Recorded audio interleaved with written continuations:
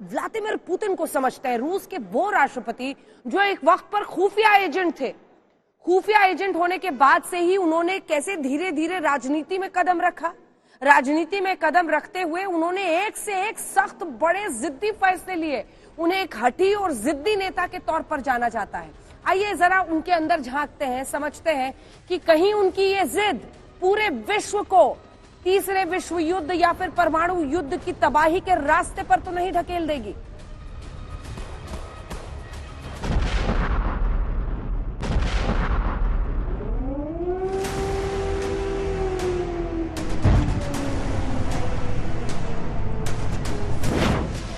परमाणु हमले के लिए मिसाइल कमांड तैयार।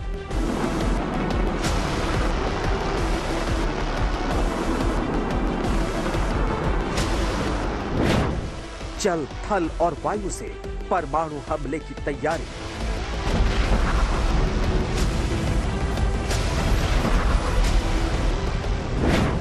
अब परमाणु युद्ध होगा। पुतिन का सिर फिर गया।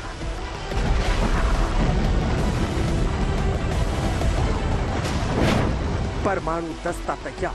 पुतिन के ऑर्डर का इंतजार। संयुक्त राष्ट्र की आपातकाल मीटिंग से पहले यूक्रेन और रूस की टेबल पर बातचीत के दौरान जो खबर सामने आई वो परमाणु युद्ध की तरफ पुतिन के बढ़ते कदमों की ओर इशारा कर रहे हैं। रूसी मीडिया का दावा है कि न्यूक्लियर कमांड एंड कंट्रोल दस्ता हमले के लिए तैयार है। यहां आपको यह समझना है कि न्यूक्लियर कमांड एंड कंट्रोल दस्ता परमाणु हथियारों के इस्तेमाल का पहला कमांड सिस्टम होता है। सुप्रीम लीडर से ऑर्डर मिलते ही दो स्थितियों में परमाणु बम का इस्तेमाल होता है, पहला रक्षात्मक और दूसरा आक्रामक।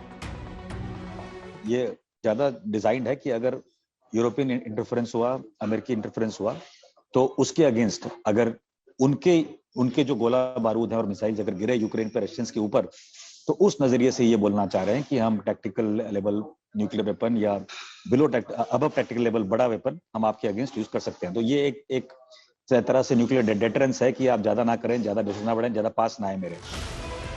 परमाणु युद्ध के खतरे की खबर उस वक्त आई है जब यूक्रेन ने रूस के आगे घुटने टेकने से मना कर दिया और दुनिया के तमाम मुल्क यूक्रेन को हथियारों की खेप भेज रहे हैं। वहीं अमेरिका ने अपने सभी नागरिकों से मॉस्को छोड़ने की अपील की है।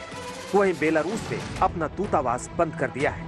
यानी हालात हर दिन बिगड़ते जा रहे हैं। तो क्या अब रूस और यूक्रेन के बीच जारी युद्ध धीरे धीरे तीसरे विश्व युद्ध की तरफ बढ़ रहा है?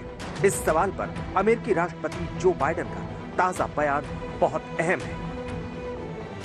सामने सिर्फ विकल्प है, रूस के साथ युद्ध लड़ा जाए और तीसरे विश्व युद्ध की शुरुआत की जाए, या दूसरा विकल्प ये है कि ये सुनिश्चित किया जाए कि जो देश अंतर्राष्ट्रीय कानून के विपरीत काम करें उन्हें ऐसा करने की एक कीमत चुकानी पड़े।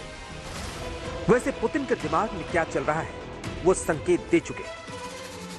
They receive NATO military weapons, the latest cutting-edge weapons.